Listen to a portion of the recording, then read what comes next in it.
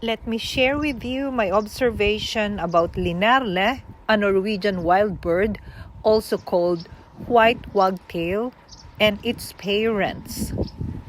Family ties also exist with wild birds.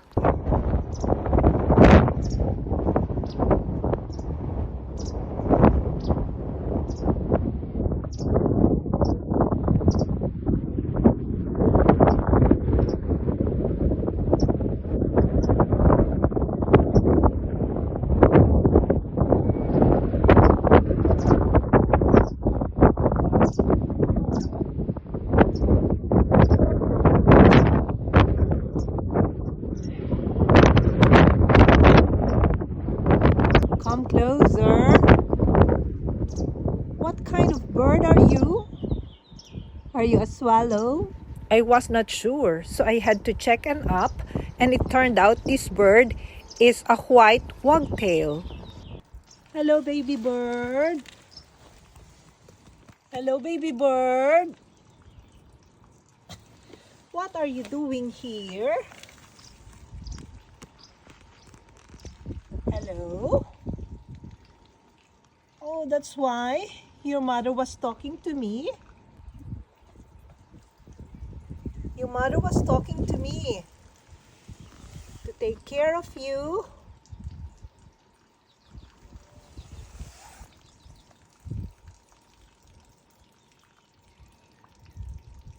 I think the mother is asking me to take good care of this kid.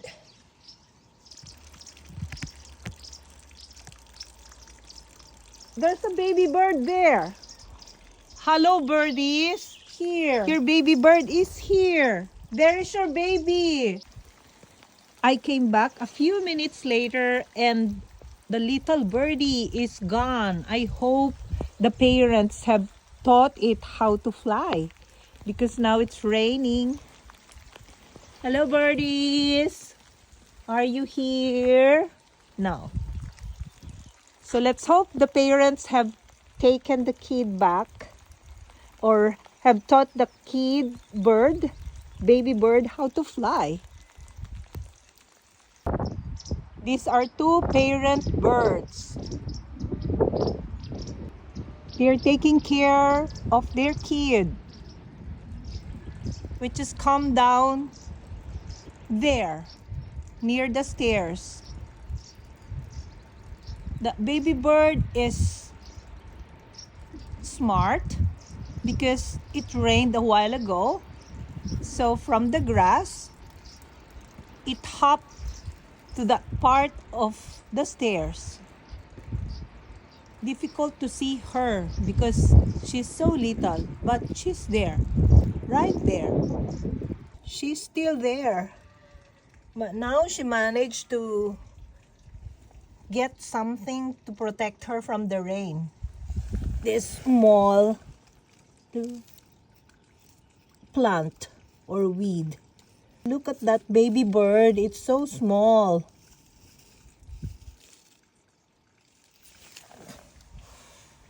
What a smart bird. The small bird is under the leaves, so she could not be seen easily. She's using the leaves to protect her from the winds and sometimes the rain. Now it stopped raining, but before, for a few minutes ago, it rained. The baby bird is there. Look at her. She's really smart. Now she has hidden from the wind, from the rain, from predators. Parents of the bird, your baby is safe there.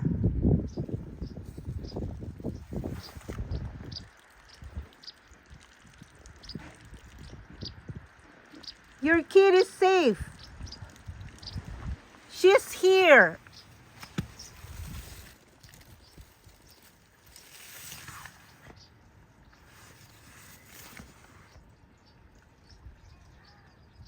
Your baby is safe here.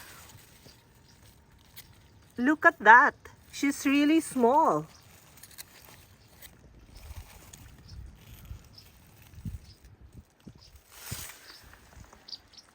Your baby's there. Okay? Remember to subscribe. Thank you.